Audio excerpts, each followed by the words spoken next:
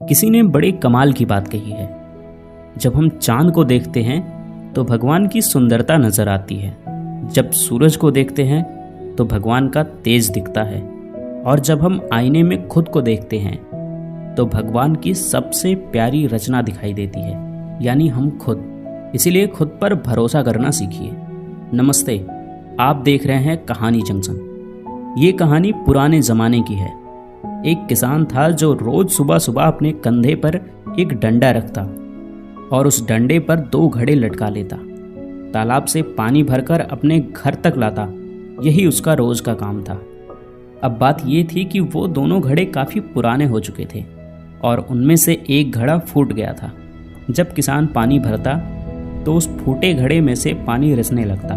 किसान जब घर पहुंचता तो 2 घड़े पानी की जगह सिर्फ 1.5 घड़ा पानी ही पहुंच पाता। जो घड़ा सही था उसे इस बात पर बहुत घमंड था।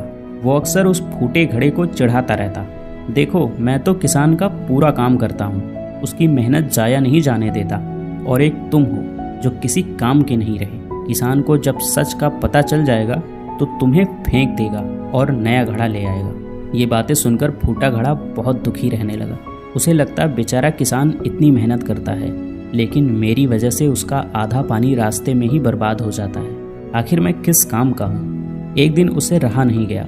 उसने किसान से कह ही दिया, मालिक, आप रोज इतनी मेहनत करते हैं, पर मेरी वजह से आपका आधा पानी रास्ते में ही गिर जाता है। अब वक्त आ गया है कि आप मुझे छोड़ दीजिए, किसी नए घड़े को ले आइए।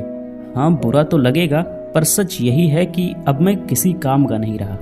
किसान मुस्कुराया और बोला, अरे पागल, तू इतना दुखी क्यों होता है? मन छोटा मत कर।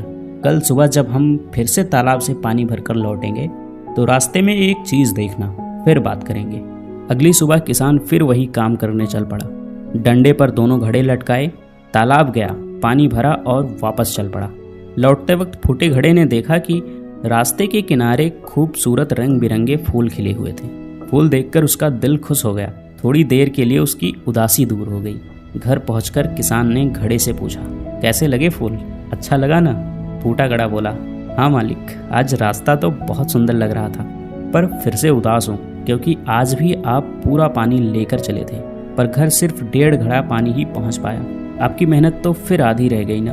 किसान ने प्यार से कहा, तुम्हें पता है वो सारे फूल तुम्हारी ही वजह से खिले हैं। तुम्हारी तरफ ही क्यों खिले थे ये पता है? क्योंकि मुझे बहुत पहले से मालूम था कि तुम फूट चुके हो।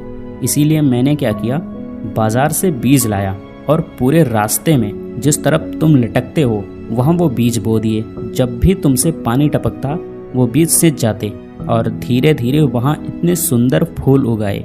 रास्ता सज गया, वो भी तुम्हारी वजह से। मुझे तुम्हारी कमी पता थी, लेकिन मैंने उस कमी को ताकत बना दिया।